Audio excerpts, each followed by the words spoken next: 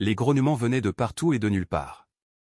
Les bottes de luxe de Valérie Dubois s'enfonçaient dans la neige tachée de sang alors que des yeux ambrés se matérialisaient dans la brume glaciale. Des dizaines, puis des centaines, formant un cercle infranchissable.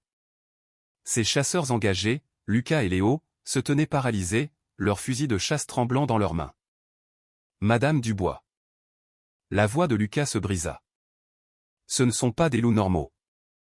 Du vide blanc, une silhouette émergea, pieds nus, drapée de fourrure en lambeaux, se déplaçant avec une grâce inhumaine parmi les prédateurs. Les bras cicatrisés de la jeune femme portaient des marques étranges, ses cheveux sauvages encadrant un visage à la fois féroce et terriblement familier.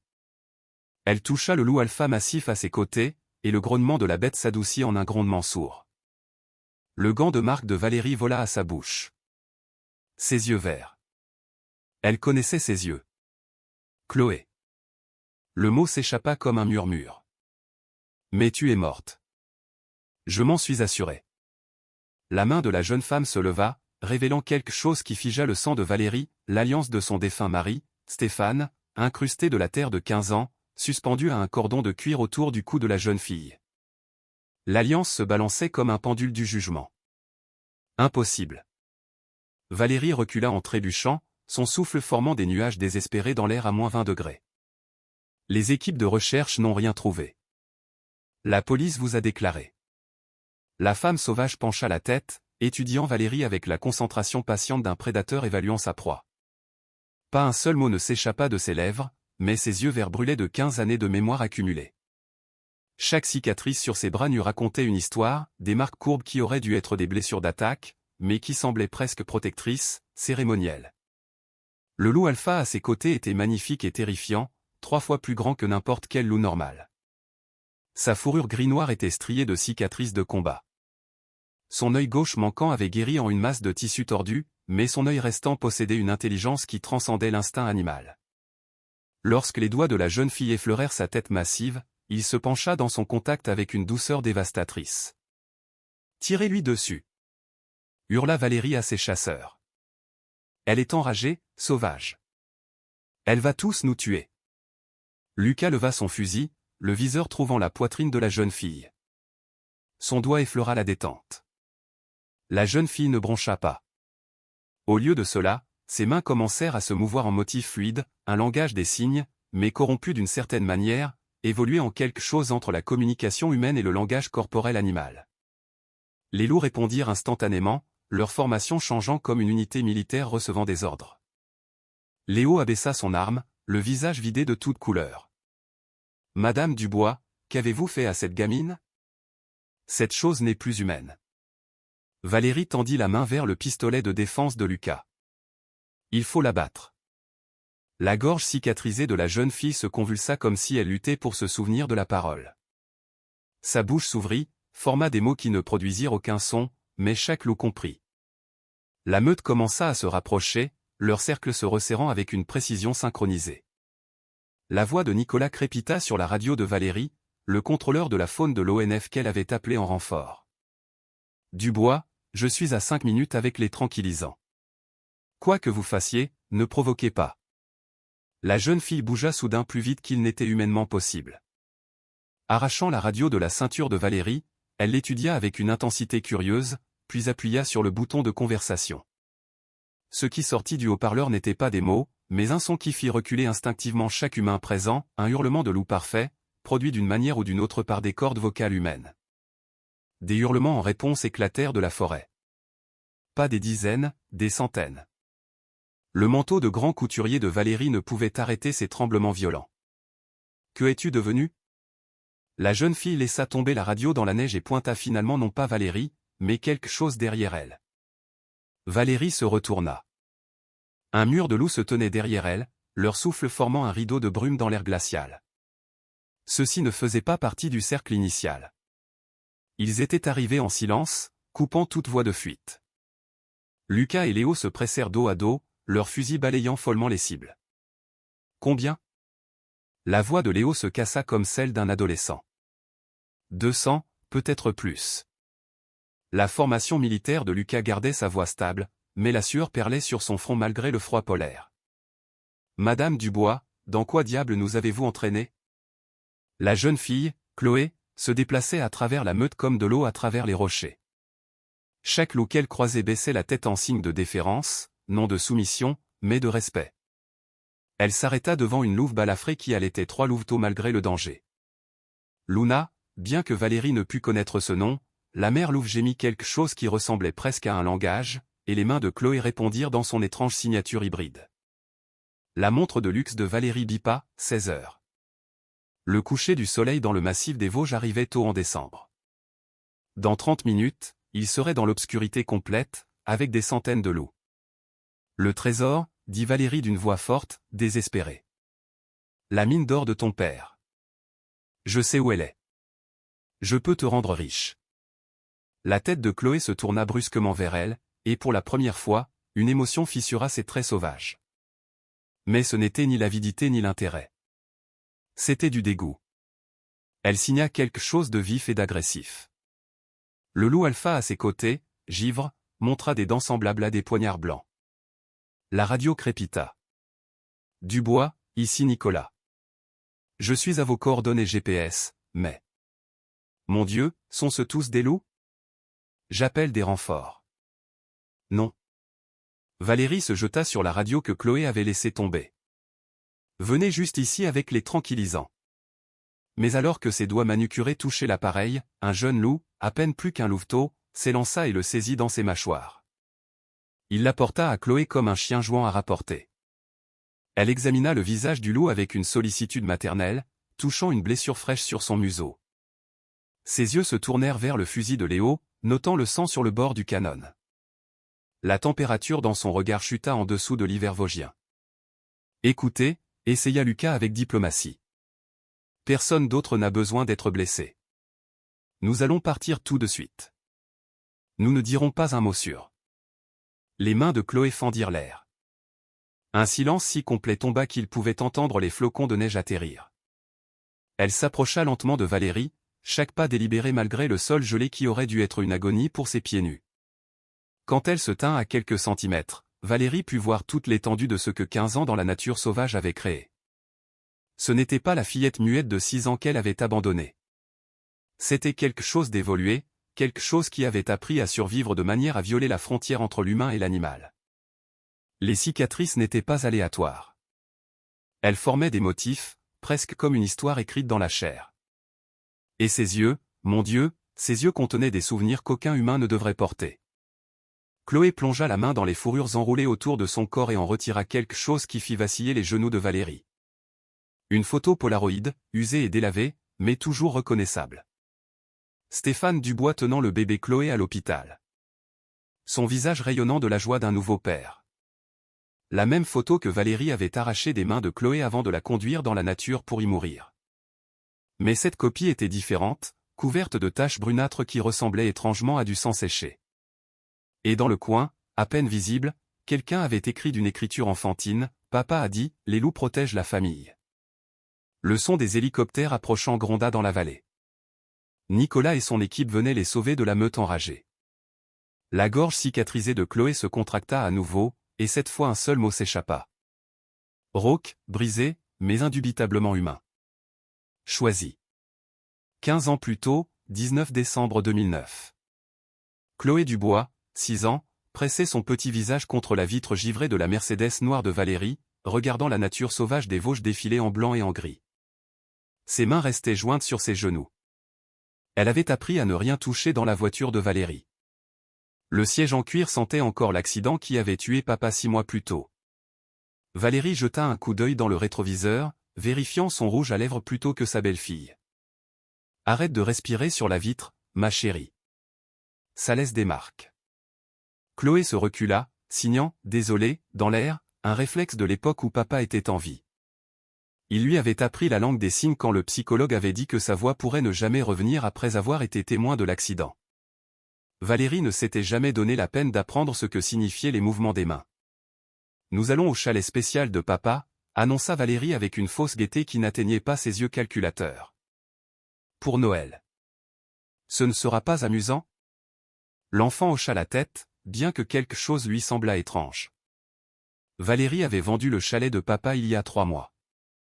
Chloé avait vu des hommes emporter ses meubles, y compris le fauteuil à bascule où il lui lisait des histoires. Mais signaler les erreurs des adultes n'apportait que des punitions. La Mercedes grimpait plus haut dans les montagnes, loin de tout chalet dont Chloé se souvenait. La neige commença à tomber plus fort, se transformant de jolis flocons en un mur blanc qui consumait tout. Le chauffage de la voiture ronronnait, mais le froid semblait s'infiltrer par les fenêtres malgré tout. « Bois ton chocolat », ordonna Valérie, indiquant le thermos de chocolat chaud qu'elle avait préparé. « Il te gardera au chaud. » Chloé sirota docilement le chocolat trop sucré. Il avait un goût étrange, métallique, comme le médicament que le docteur le roi lui donnait pour dormir. Ses paupières devinrent immédiatement lourdes, mais elle lutta pour rester éveillée. Papa disait toujours de rester alerte en montagne. Valérie observait dans le miroir, comptant à voix basse. 30, 29, 28.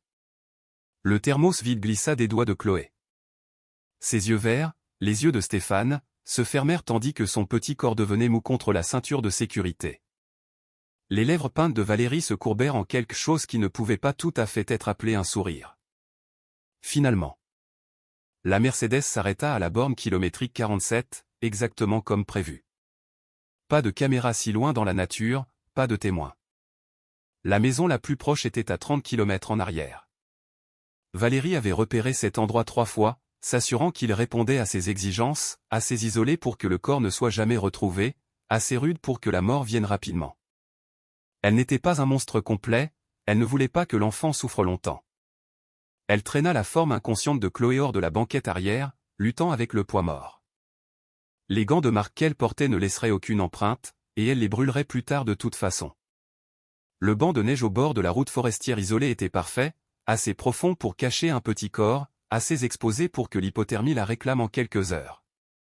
Le testament de ton père était très spécifique, expliqua Valérie à l'enfant inconsciente, comme pour se justifier à l'univers. Tu hérites de tout à 18 ans, ou cela passe à ton tuteur si tu meurs après l'âge de 7 ans. Quel dommage que tu te sois égaré juste 2 semaines avant ton 7e anniversaire. Elle positionna Chloé avec soin dans la neige, l'arrangeant pour qu'elle ait l'air de s'être simplement allongée pour se reposer. Les cheveux de jet de la fillette s'étalaient sur le blanc comme de l'encre renversée. Ses petites mains, portant encore les marques d'adhésif des moniteurs de l'hôpital après l'accident de voiture, se recroquevillèrent instinctivement vers sa poitrine. Valérie se redressa, brossant la neige de son manteau. Un mouvement dans la lisière des arbres attira son attention. Une paire de lumières ambrées observant à travers le blizzard. Juste un cerf probablement, ou un lynx. De toute façon, la nature se chargerait d'épreuves. Elle retourna à la Mercedes, mettant le chauffage au maximum. Dans 12 heures, elle signalerait la disparition de Chloé du chalet familial. Dans 48 heures, des équipes de recherche ratisseraient les mauvaises sections de la forêt.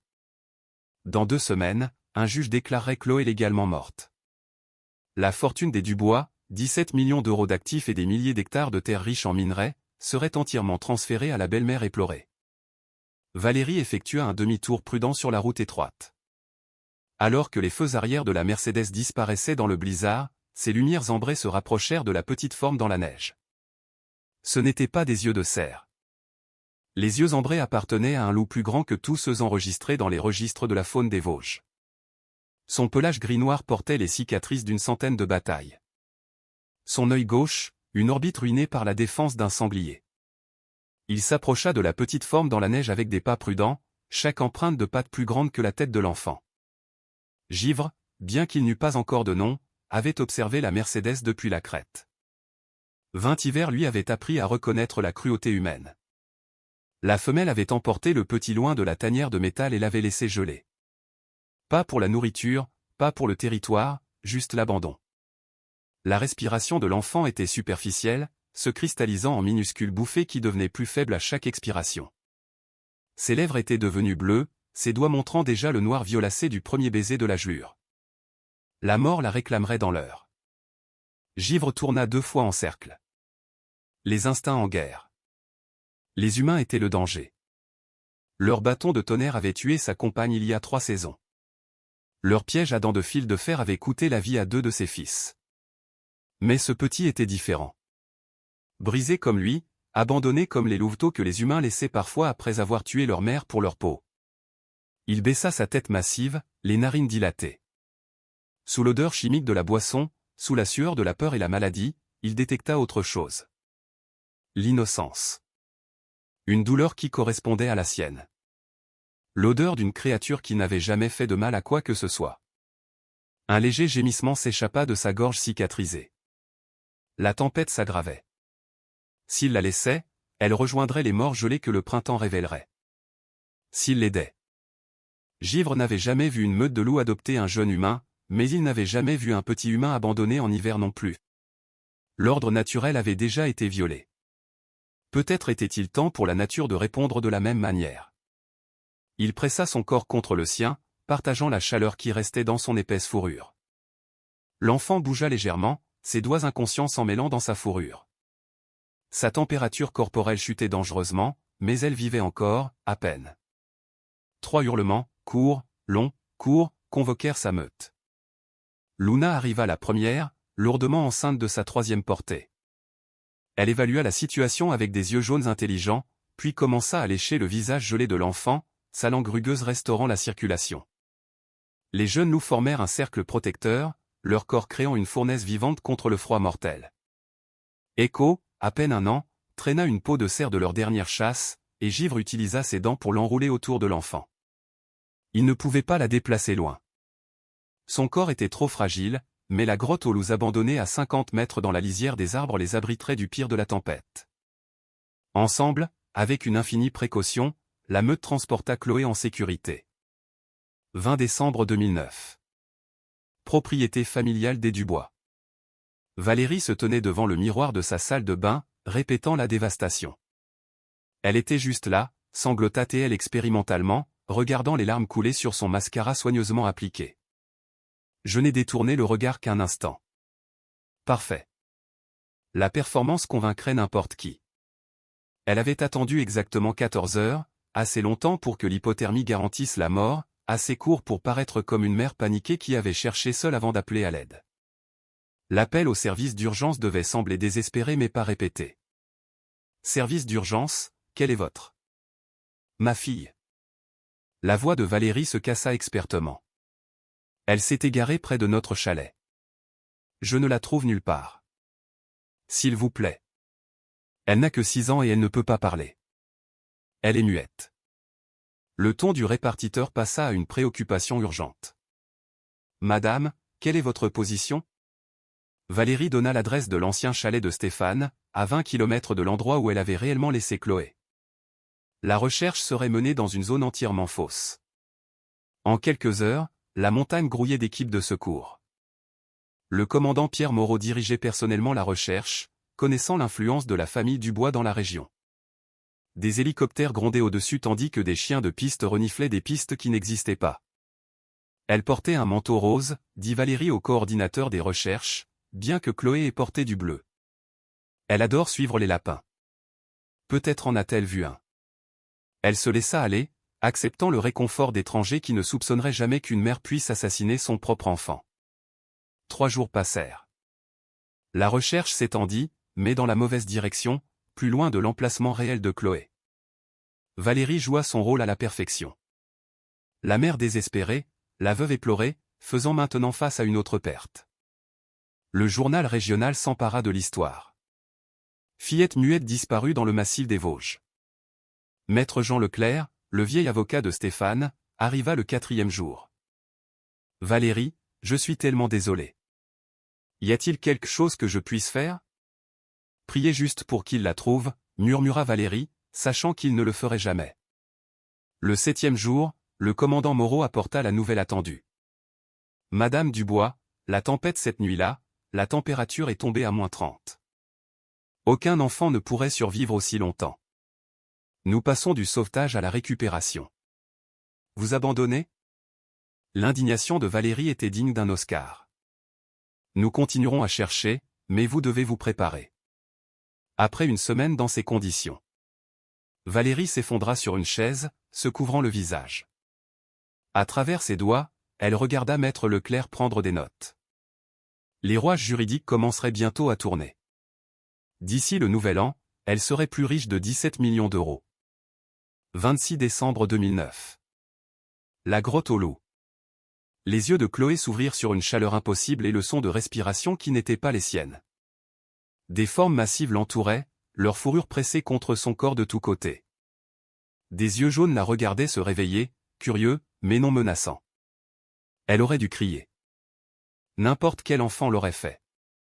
Mais Chloé avait perdu sa voix la nuit où papa était mort, et ces créatures lui avaient donné quelque chose qu'aucun humain ne lui avait offert depuis, la sécurité.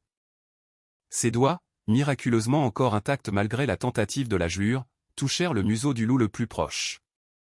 Luna ne recula pas. Au lieu de cela, elle émit un doux grondement et apporta quelque chose dans ses mâchoires, un lapin, fraîchement tué, son corps encore chaud.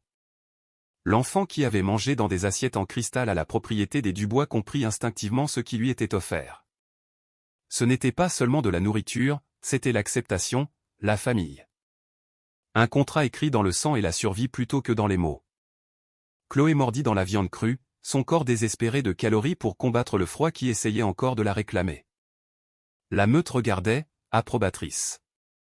Elle apprenait la première loi de la nature, survivre d'abord, questionner plus tard.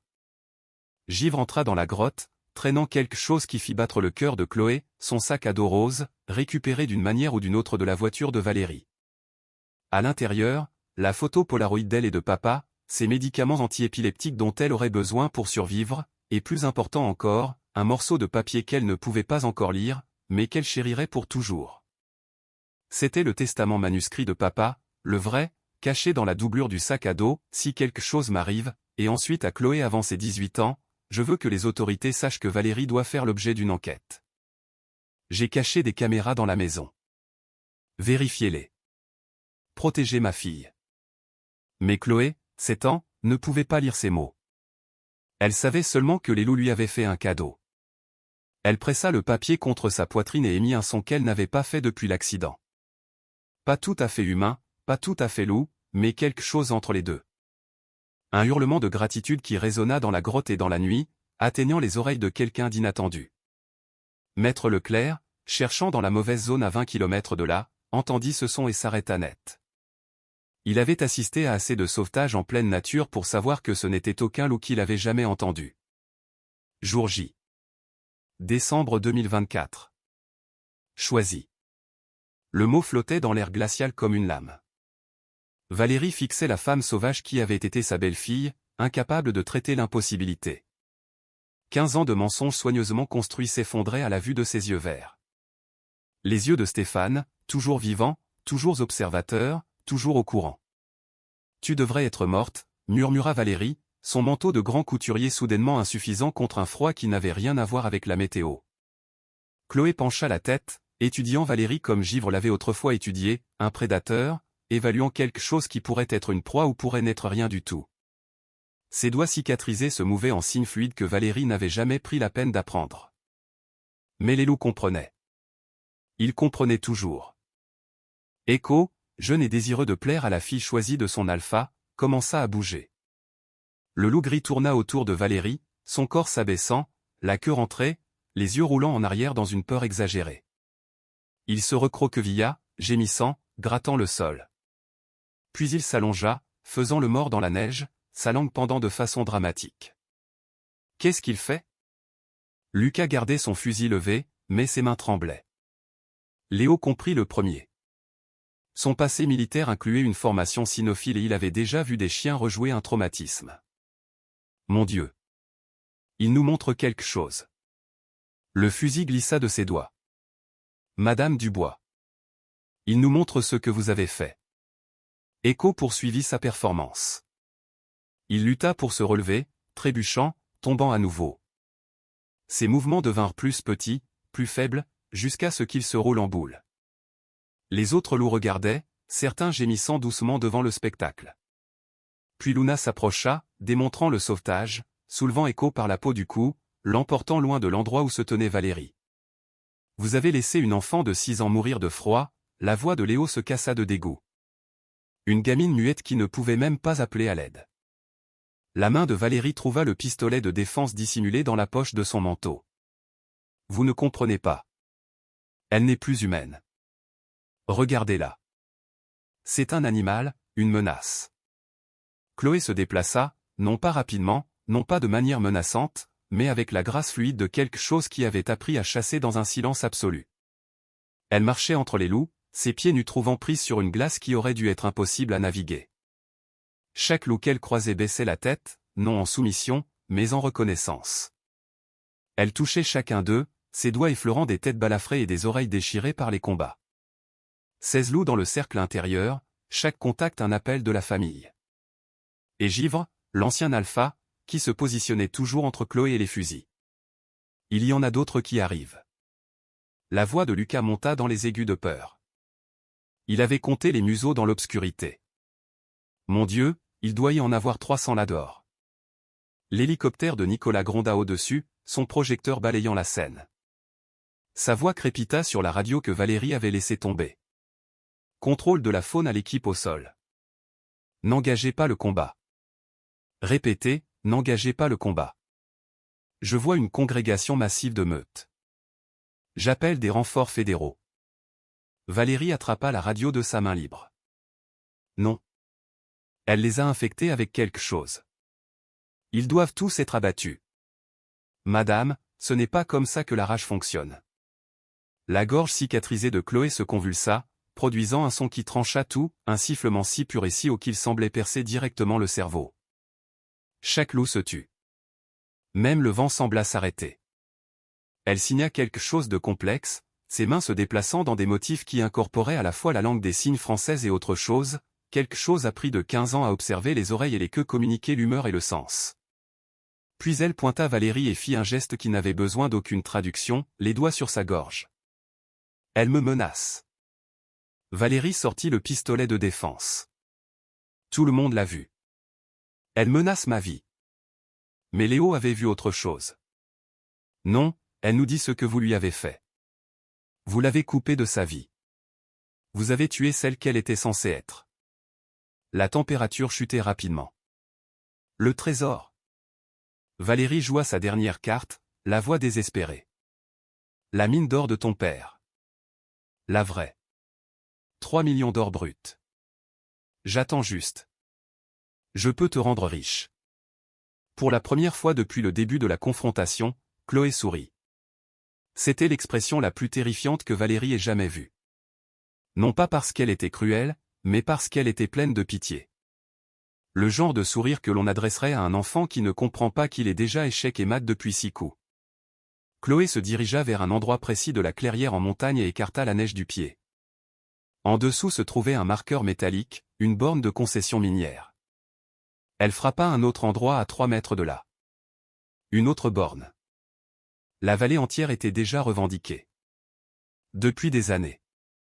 Non, souffla Valérie, la compréhension inondant son visage. Tu ne peux pas. Tu es morte. Légalement morte. Tu ne peux pas posséder de biens si tu es.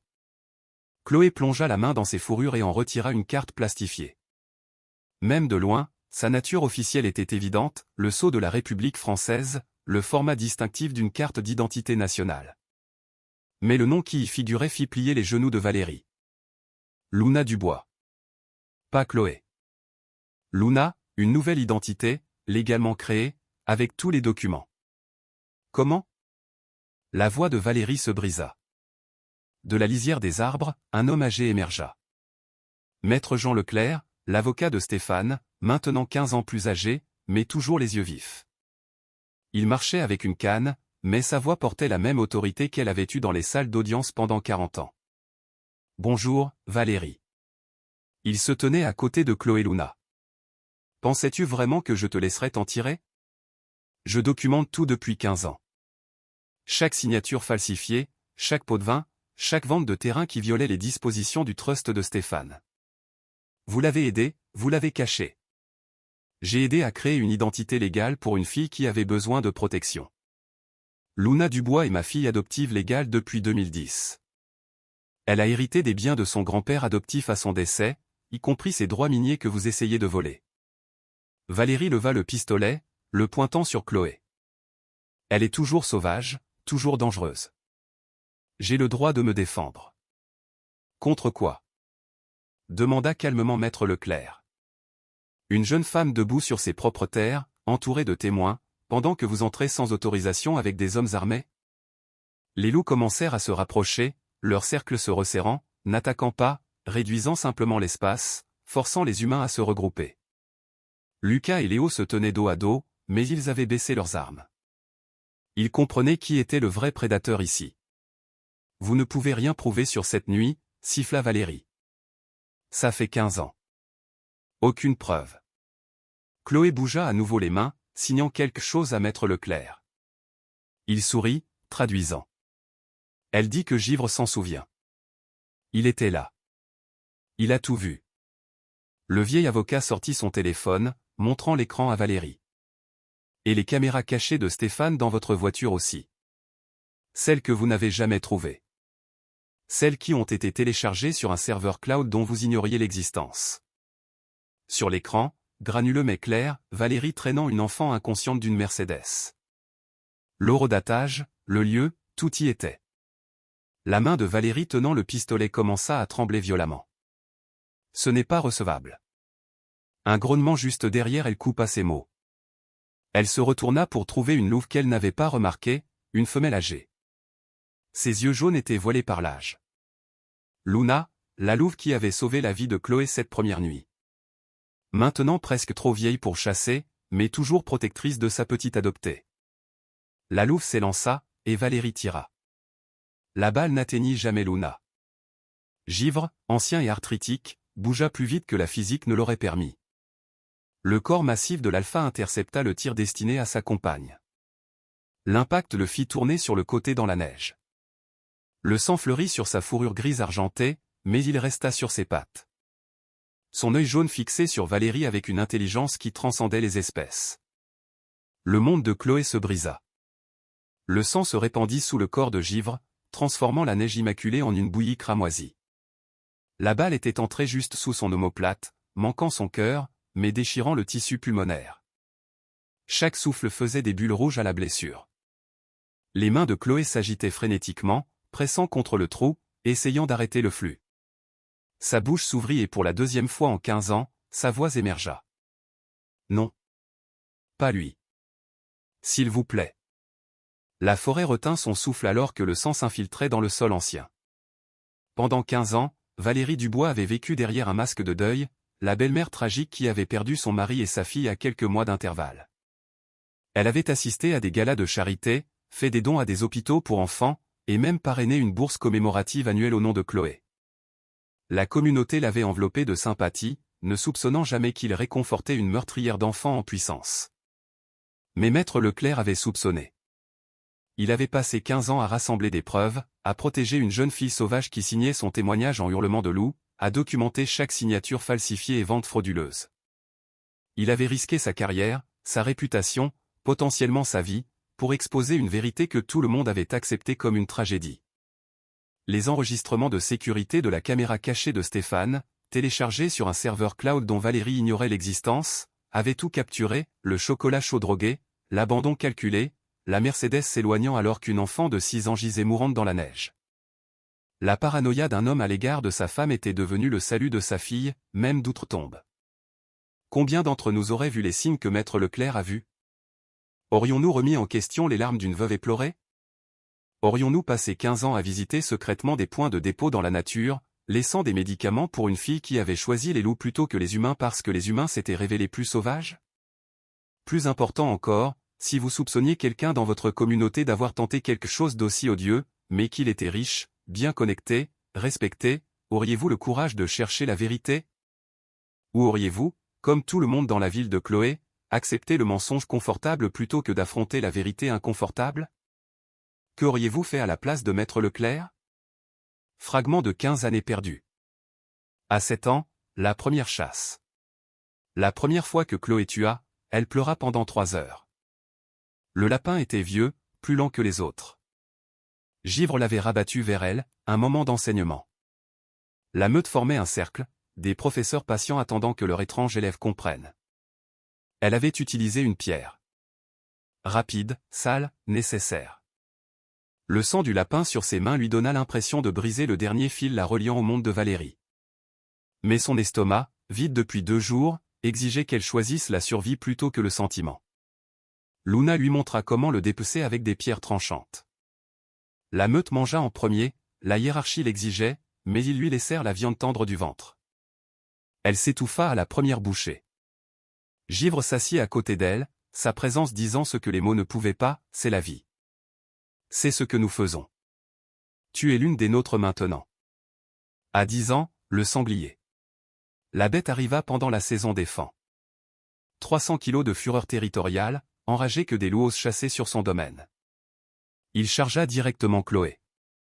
L'impact de Givre projeta le sanglier sur le côté, ses dents trouvant sa gorge. Mais les sangliers sont construits pour la guerre. Une défense balaya le visage de Givre, déchirant son œil gauche, arrachant la chair jusqu'à l'os. Le hurlement de douleur du loup fit accourir toute la meute. Chloé cria, non de peur, mais de fureur. Le son qui sortit de sa gorge cicatrisée n'était ni humain ni loup, mais quelque chose de primordial. C'était le son de la rage de chaque enfant abandonné, et il arrêta le sanglier en pleine charge. La meute attaqua comme une seule unité. Mais ce fut Chloé qui y mit fin, utilisant une branche cassée comme une lance, trouvant le point faible sous sa mâchoire que Givre avait exposé par son sacrifice. Elle passa 3 jours à nettoyer l'œil détruit de Givre, utilisant l'eau de la rivière de montagne et de la mousse, chantant les berceuses sans paroles que Luna lui avait apprises. À 13 ans, la jambe brisée. Des braconniers avaient installé des pièges à mâchoire d'acier. Givre, enseignant au jeune loup à chasser le cerf, marcha directement sur l'un d'eux. Le claquement de l'os brisé résonna dans la forêt. Chloé le trouva 3 heures plus tard. Sa patte arrière gauche était brisée. Dans la nature, c'était la mort. Mais Chloé n'était pas entièrement loup. Elle utilisa ses dents pour mordre la chaîne du piège, le libérant. Puis, utilisant des compétences apprises en regardant Maître Leclerc soigner son propre bras cassé des années auparavant, elle aligna les os. Des branches droites devinrent des attelles, des lambeaux de ses propres vêtements, les derniers vestiges de son passé humain, devinrent des bandages. Elle chassa pour lui apportant des lapins qu'elle avait tués à main nue. Quand il se tint enfin debout, quand il fit ses premiers pas hésitants sur la jambe guérie, Givre ne regarda que Chloé, cognant sa tête massive contre sa poitrine dans un geste qui, chez les loups, signifiait une chose, tu es mon égal. À 18 ans, l'incendie de forêt. La foudre frappa un pin sec en août, et la montagne devint un enfer. La dernière portée de Luna, 3 louveteaux, était piégée dans une tanière directement sur le chemin du feu. Chloé n'hésita pas. Elle enroula de la mousse humide autour de son visage et plongea dans la fumée. La tanière était un four. Elle attrapa un louveteau entre ses dents, comme Luna le lui avait appris, et courut. Au 3e voyage, ses cheveux prirent feu. Quand elle émergea avec le dernier louveteau, la fourrure roussie, la peau cloquée, toute la meute l'attendait. Luna s'approcha lentement, des larmes coulant de ses yeux jaunes. Elle prit ses enfants sauvés un par un, puis fit quelque chose d'inédit dans la hiérarchie des loups. Elle s'inclina. La femelle alpha s'inclina devant la fille humaine qui était devenue quelque chose de plus. À 21 ans, ce matin. Chloé se réveilla dans l'obscurité de l'aube au contact du nez de Givre contre sa joue. Son œil restant exprimait l'urgence. Le danger arrivait. Pas le danger aléatoire des ours ou des tempêtes, mais le danger délibéré que seuls les humains apportaient. Elle avait rêvé de ce moment pendant 15 ans. Givre lui avait appris la patience. La forêt se souvient. Sa présence stable semblait dire, la justice vient à ceux qui attendent. Elle pressa son front contre son museau balafré, respirant son odeur, pain, sang, âge et foyer. Quoi qu'il arrive aujourd'hui, ils y feraient face ensemble. Alpha et Beta, père et fille dans tout ce qui comptait. Je t'aime, signa-t-elle contre sa fourrure, sachant qu'il comprenait non pas les mots, mais le sentiment derrière eux. Sa réponse fut un léger souffle, chaud contre sa gorge cicatrisée. La même bénédiction qu'il lui avait donnée cette première nuit où elle était malade et mourante. Tu es la meute. La meute est éternelle.